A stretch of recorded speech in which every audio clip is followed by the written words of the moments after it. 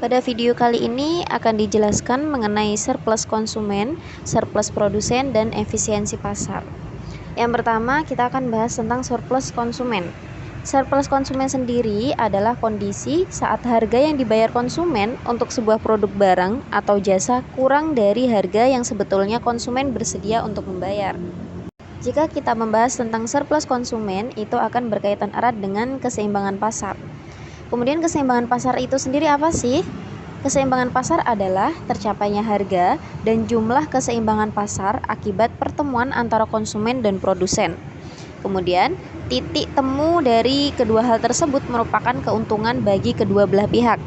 Konsumen untung karena harga yang dibayar lebih rendah dari tambahan manfaat, sedangkan produsen juga untung karena harga pasar lebih besar daripada biaya produksi.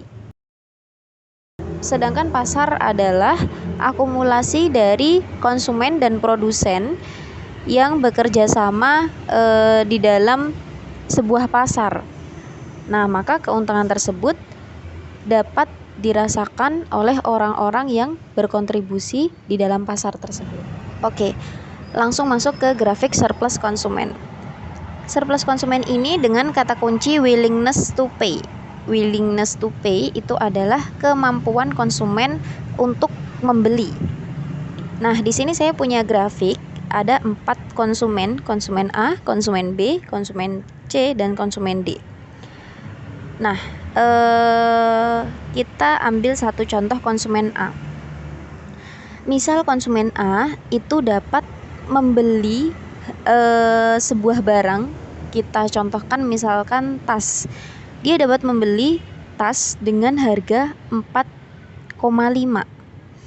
Dia dapat membeli harga tas 4,5. Nah, sedangkan ketika dia melihat harga keseimbangan pasar, itu ternyata harga tas tersebut itu adalah 2,5.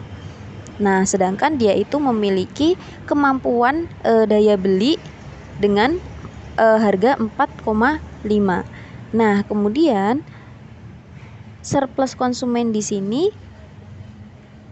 adalah willingness to pay dikurangi harga keseimbangan pasar. Jadi 4,5 dikurangi 2,5. Nah, jadi dia dapat menikmati surplus atau keuntungan sebesar 2. Jika kita menjumlahkan seluruh konsumen dengan willingness to pay atau kemampuan mereka, itu kita jumlahkan dan dikurangin dengan harga keseimbangan pasar, itu kita akan menemukan surplus atau keuntungan total. Nah, caranya dengan A itu ditambah B, tambah C, dan ditambah D. Hasilnya itu adalah surplus keuntungan. Nah, bagaimana cara kita menentukan surplus? Itu sama kayak tadi ya yang sudah saya contohkan, yakni A, harga willingness to pay atau daya belinya dia itu dikurangin harga keseimbangan. Nah, dapat diketahui 2. Nah, kemudian B, dia dapat membeli willingness to pay, dia dapat membeli tas dengan harga 4, kemudian harga keseimbangannya 2,5. Nah, maka dia mendapatkan surplus 1,5 dan seterusnya, sehingga totalnya itu adalah 5 dengan menjumlahkan surplus A senilai 2, surplus B 1,5, surplus C 1, dan surplus D 0,5.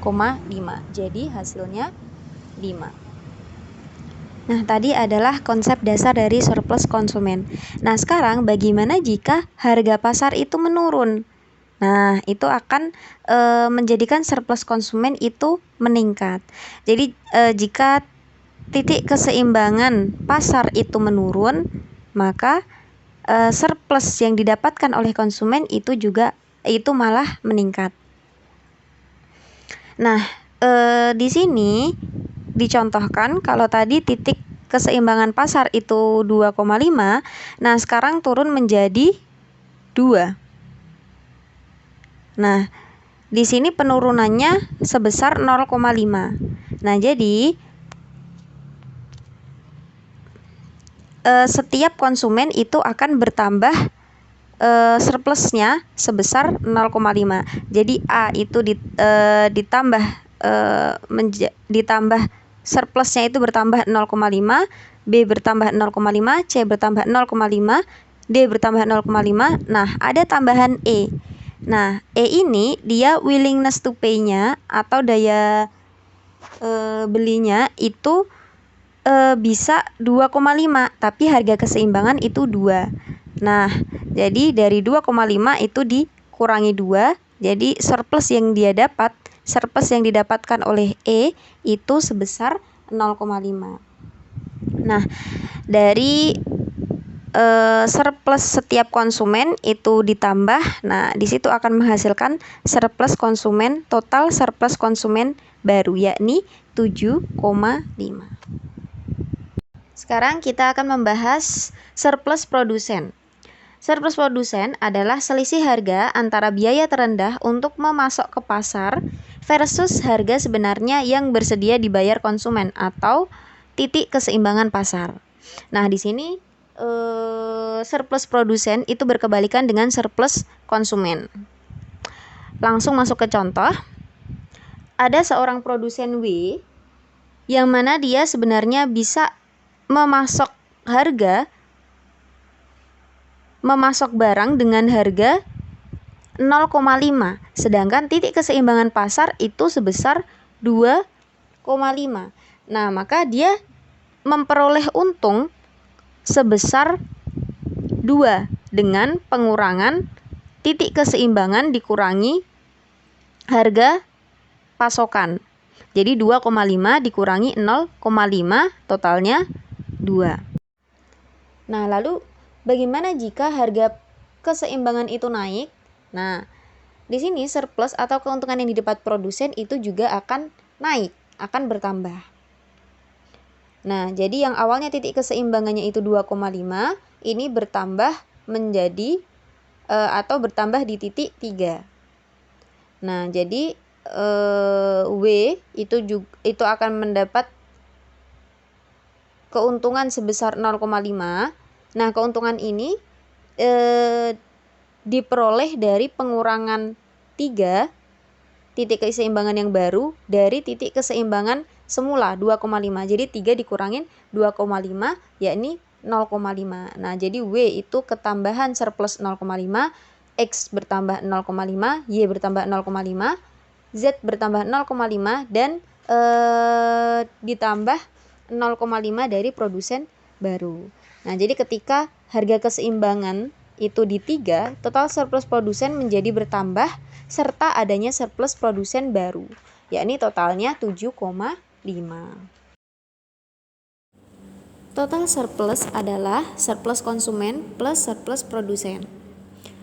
Surplus konsumen itu yang warnanya biru, sedangkan surplus produsen itu yang warnanya merah. Nah, pada titik keseimbangan, jumlah surplus konsumen dan surplus produsen adalah yang paling maksimal. Kenapa? Karena tidak ada surplus yang terbuang. Karena total surplus ini merupakan akumulasi seluruh konsumen dan seluruh produsen.